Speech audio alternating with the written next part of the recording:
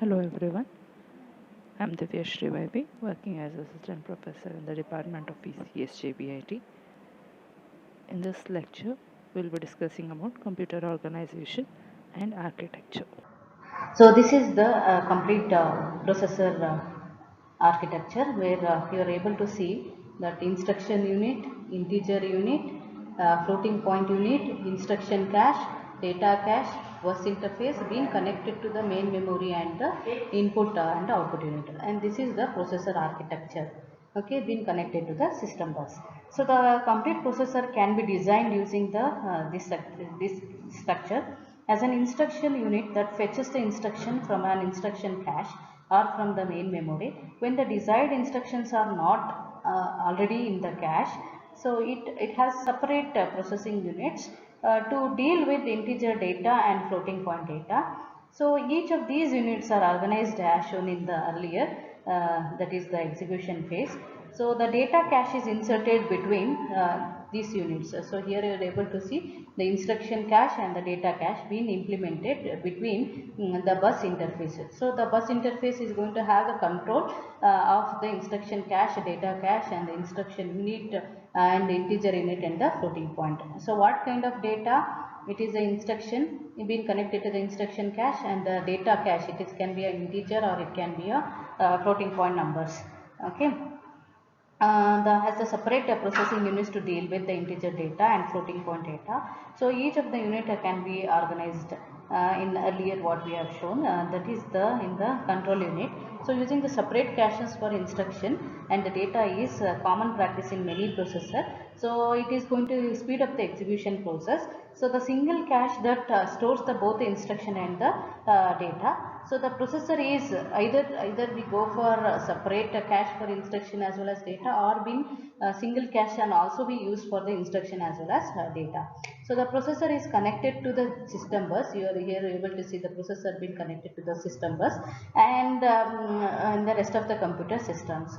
So there are ways to unique the multiple use. So the processor may include the several units of each type to increase the potential of the current operation. So this is about the complete processor architecture. So next we discuss upon what is microprogrammed control logic. So earlier we discussed about the hardwired, because the combinational circuit been implemented, and that is going to have the control over the execution of instruction. So when you come to the microprogram control, this has been specified in the programs as we do in the OS routine programs, that is been stored. So that can be considered as the control unit is done by using the programming. So that is known as the microprogrammed control unit. So this is what the control signals are generated by the program, similar to the machine language programs. So the control word and the micro routine and the micro instruction. So here, so we can be, that is the control step counter or the decoder or encoder circuit. So alternative scheme called the microprogrammed control, in which the control signals are generated by the program, similar to the machine level programs. So the control word is the word whose individual bits represented by various control signals. So as shown in the figure, in the earlier figure, that is earlier hardware control, each control say steps in the control sequence instruction defines a unique combination of ones and zeros. So there it is being given as the combinational circuits in the control unit. So but here the control signals corresponding to the 7 steps as shown in the figure 7 points, earlier 7.6. Now select y is represented by select is equal to 0, and select 4 by select 4 by select 1. So a sequence of control word corresponding to the control sequence of the machine instructions constitute the micro routine. So for the instruction, that individual control words in the micro routine are referred as the micro instructions. So micro routines for all the instructions in the instruction set of a computer are stored in a special memory called the control store. So here you are able to see that these are the micro instructions.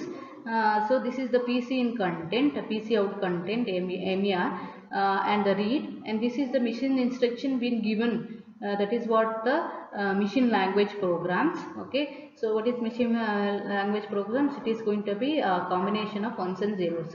At the first instruction, PC out is going to be 1. So MER in is 1, read is 1, and the select is 1, add is 1, and the Zn is going to be is equal to 1. So multiple instruction is going to be executed at a time.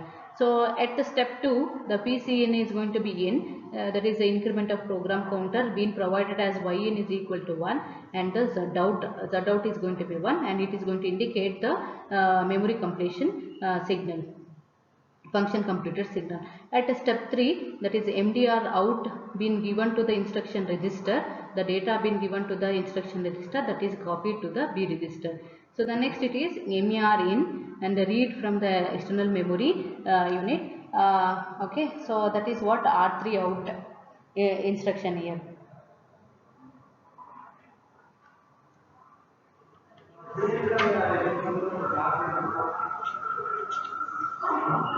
So this is the instruction to add R of 3, add R of 3 into R1. Okay. So the first instruction, PC out is going to be equal to 1, MER1, read 1, select 4 is equal to 1, add 1, and Zin is equal to 1. So next it is Zout is going to be equal to 1, program PC in is 1, Y in is 1, and the memory function register is going to be 1. So the MDR out is equal to IDR in, R out, MER in, and the read. So there are 7 steps. Next, steps 4 is R3 out is going to be equal to 1, R3 out is going to be equal to 1, MER in is going to be in, and the read operation is equal to 1. At step 5, R1 is equal to 1, step 1 R1 is equal to 1, R1 out is equal to 1, Yin is going to be equal to in 1, and WMFC is going to be equal to 1. At step 6, it is MDR out is going to be equal to 1. Now the select Y is going to be equal to 1, Y out is going to be equal to 1, and add operand is going to be equal to 1, and in the Zin is going to be equal to 1. At the end, Z out is going to be equal to 1, R1 is going to be in, and the end is going to be equal to 1. Okay, so this is about the control hardwired, using the microprogramming. So here the micro instructions of all. So here the micro instructions for all micro routines for all the instructions in the instruction set of a computer are stored. A special memory is called the control store. So you are able to see here and in the architecture, that is the control store. The control unit can generate the control specify the signals for any instruction by sequentially reading the control word of the corresponding micro routine from the control store. So this suggests the organizing the control unit, that is as shown in this figure. To read the control word sequentially from the control store, a microprogram counter been introduced. So this is called as the microprogram counter is used. Every time new instruction is located in the instruction register, the output of the block is labeled as a static address generator, and it is loaded into the microprogram counter. Is then automatically incremented by the clock and causing the successive micro instructions to be read from the control store. Hence the control signals are delivered various part of the processor in the correct sequence. So one of the important control unit cannot be implemented by simple organization in the figure 7.16. So this situation arises when the control unit requires the check the status of condition codes and external inputs to those between the alternative causes of action. In this case, hardwired control, this situation is handled by including the appropriate logic function. Every time it needs the encoding and the decoding the bits. So the microprogrammed control, an alternative approach is to use the conditional branch in micro instructions. So in addition to the branch addresses, these micro instructions specify which of the external inputs, conditional codes, are possibly the bit of instructions registers.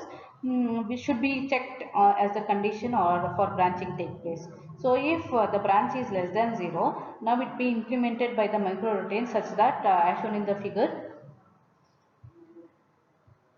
So as shown in this figure, that is address of loading instruction IR, the branch micro instructions, it is a branch to starting the address of appropriate micro routine, the transfer the control corresponding to the micro routine. So which is assumed to start the location in the 25 in the control store. This address is the output of the static address of the generator block. So the micro instruction at the location 25 test the n bit of the condition.